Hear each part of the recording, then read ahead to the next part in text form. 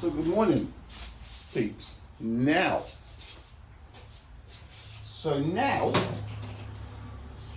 it's about me presuming that everybody knows what the weight of a Nimitz class aircraft carrier is, right? For this geezer thing. So I'm just presuming. Hi, Alexa, what does to presume mean? The verb presume can have a few meanings. 1. To take for granted, assume, or suppose. 2. To assume as true in the absence of proof to the contrary. 3. To undertake with unwarrantable boldness. 4. To undertake, to do something without right or permission. So basically, just like everybody presumes, the speed of light from the sun's being worked out properly, right? I am guilty of presuming that everybody knows what the weight of an aircraft carrier is. Maybe some people haven't even, obviously, there'll be people that haven't seen one. I've been on the Nimitz, right? I've been on a few aircraft carriers, and I understand the logistics behind carving the equivalent weight of 65 of them out of a copper quarry. But I just thought, does it really matter whether it's the Forrestal, the Kennedy, the Roosevelt? An aircraft carrier is an aircraft carrier. So I just presumed that by saying an aircraft carrier, saying a Nimitz, people's common sense would kick in and go, oh, a geezer weighs the same as 65 aircraft carriers. That's a lot of weight. Alexa, how much does a space shuttle weigh? Space shuttle weighs 68.59 tons. It is 17.86 meters tall. Alexa, how much does space shuttle weigh? Space shuttle weighs 68.59 tons. It is 17.86 meters tall. 68.5 tons, right? And Pyramid Giza weighs 6.5 million tons. Alexa, what's 6,500,000 divided by 68.5? 6.5 million divided by 68.5 is approximately 94,890.5109. Alexa, what's 6,500,000 divided by 68.5? 6.5 million divided by 68.5 is approximately 94,890.5109. Right, so Pyramid Giza weighs the equivalent of 65 Nimitz class aircraft carriers, but it also weighs the equivalent of 94,000 space shuttles. 94,000. So the Egyptians, with their copper hand tools, right, carved out the equivalent weight of 94,000 space shuttles. Okay, right, sure they did. Alexa, how much does the Abraham's main battle tank weigh? According to an Alexa Answers contributor, an M1/IPM-1 Abrams main battle tank weighs 60 tons. An M1A1 Abrams main battle tank weighs 67.6 tons. So basically, Alexa, how much does the Abraham's main battle tank weigh? It's two variables. According to an Alexa Answers contributor, an M1/IPM-1 Abrams main battle tank weighs 60 tons. An M1A1 Abrams main battle tank weighs 67.6 tons. All right, we'll go for the lighter one. It's obviously going to be just over that. Alexa, what's 6,500,000 divided by 60? 6,500,000 divided by 60 is approximately 108,333.3333. So there you have it. The Egyptians carved the equivalent weight of 108,333 main battle tanks out of limestone, sandstone quarries with copper hand tools. 108,000 main battle tanks. 94,890 space shuttles. Alexa, how much does a jumbo jet, the 747 jumbo jet weigh? Here is an answer from an Alexa Answers contributor that I translated. The Boeing 747, also known as jumbo jet, has an empty weight of 176,800 kilograms, almost 177 tons. The maximum takeoff weight, including fuel, passengers and luggage, is just under 378 tons. So fully loaded is 300. So let's just talk about the aircraft, right? 177 tons, just double check. Alexa, how much does a jumbo jet weigh, 747? Here is an answer from an Alexa Answers contributor that I translated. The Boeing 747, also known as jumbo jet, has an empty weight of 176,800 kilograms, almost 177 tons. The maximum takeoff weight, including fuel, passengers and luggage, is just under 378 tons. So let's do both of them, shall we? So an empty 747, nothing on it, weighs 177 tons. Alexa, what is 6,500,000 divided by 177? 6,500,000 divided by 177 is approximately 36,723.1638.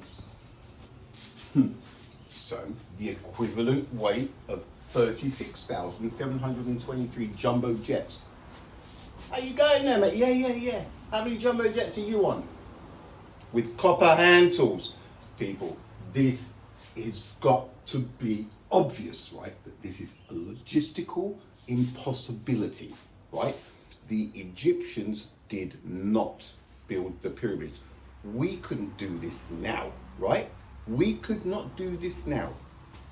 Alexa, what is 6,500,000 divided by 378? 6,500,000 divided by 378 is approximately 17,195.7672.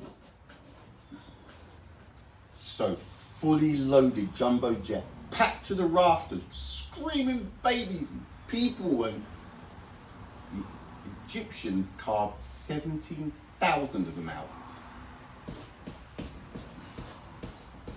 Full. Right? So, you still think that with copper hand tools, right, the Egyptians carved either 94,890 space shuttles out, right? 94,000 space shuttles, right? 108,000 Abraham's main battle tanks. It did not happen. And obviously, there's going to be those who have their egos invested in this now, don't they? All these people that are so convinced that the Egyptians, you don't even want this to be true now, do you? Because I've been going on about common sense, so you're going to be struggling. So it's not only the actual evidence is here, It's you as well. It's cognitive dissonance is what it's called. You believe something for so long, when something else comes along that contradicts what you believe, you get the shits, right? Which is why I'm getting these attitudes. But this is about common sense. Now look, right?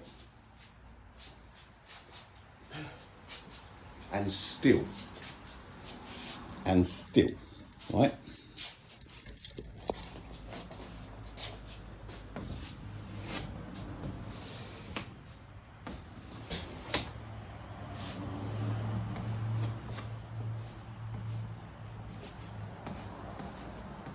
Ever copper hand tools you want, right?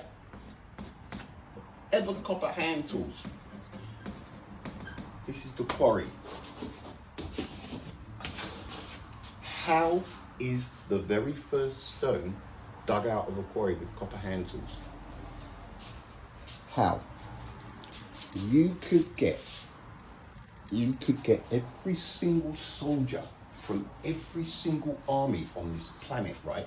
And give them a set of copper hand tools each, right? And spares, right? And say to them, there's a rock face over there, like limestone, sandstone.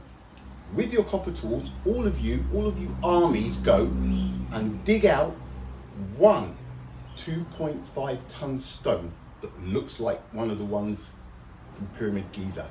It cannot be done, right? This is a fact. How? How do you get in there?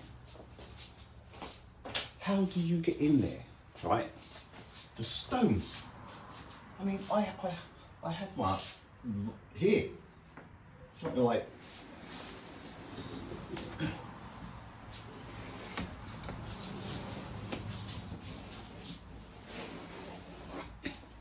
it's not far off, right?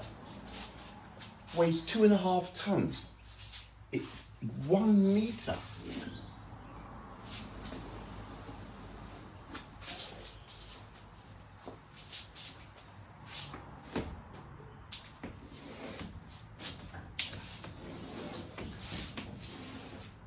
One meter deep, right? 1 meter deep, 1.5 meters long, right? And 1 meter wide. 1.5 meters. Was it 1 or 1.5 high? Or 1 meter high. Look, does it even matter, right? Copper hand tools. How would you get in to pull the stone out? The first stone. There is no explanation. So they should never have really gone on to steps 2, 3, 4, 5. There is no logical solution for how anybody could get a stone out of a quarry, right? Extract it using copper hand tools, let alone 2.3 million of them. This is about common sense, right? It's not about anything else now. For all of you enjoying digging your feet in about this, right? You are wrong. The Egyptians did not build the pyramids, right? It's obvious. It is so obvious it hurts. Common sense, right? 94,000 space shuttles, 108,000 main battle tanks, 36,000 jumbo jets. How you going, Abdul? Yeah. Coming up to jumbo jet number 17, me. How about you? Now, they had to get them out of the quarry, transport all this weight, and then common sense, right? Just common sense. This isn't about anything else now. And as for the speed of light, there is no equation that proves that it's being worked out, right? We've been going on about this sun exploding. If the sun exploded, would we know? Would we get warning? Some people think, yeah, we would see it on this side, but the people on the dark side of the planet wouldn't know. Yes, they would, because if the sun exploded, like this red giant thing that's going to happen in 4.5 billion years, it's just going to incinerate us in a split second, right? All of this, oh, it's going to take 8 minutes and 20 seconds if the sun blew. If the sun blew, it's over instantly, right? Instantly.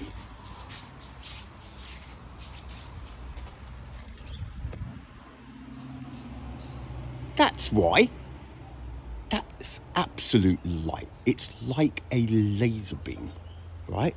299,792 kilometers per second? I do not think so. Been going back and forth with that one a bit as well, yesterday and today. It's about common sense. How much astrology have you done? How much astronomy have you done? None, right?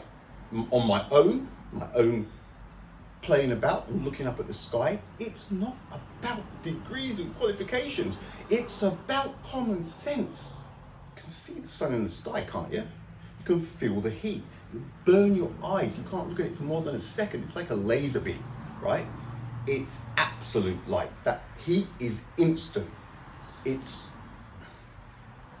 about common sense. It really is. And without any equation that proves it was measured or timed, there is no direct method. There is no direct method. How do you measure that? A propagating wave? My arse, a propagating wave.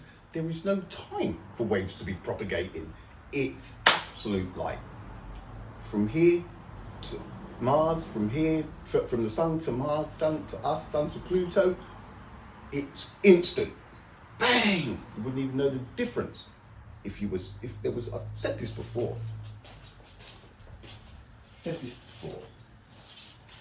That's the sun. If it was off, you've got Mercury, Venus, Earth, Mars, Jupiter, Saturn, Uranus, Neptune, and Pluto, because Pluto is a planet. If the sun was off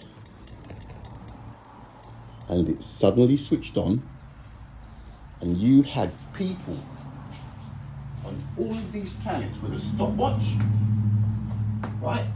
And they're all on their mark, right? Folks, everybody, face the sun, it's about to switch on. As soon as you see it switch on, hit your buttons.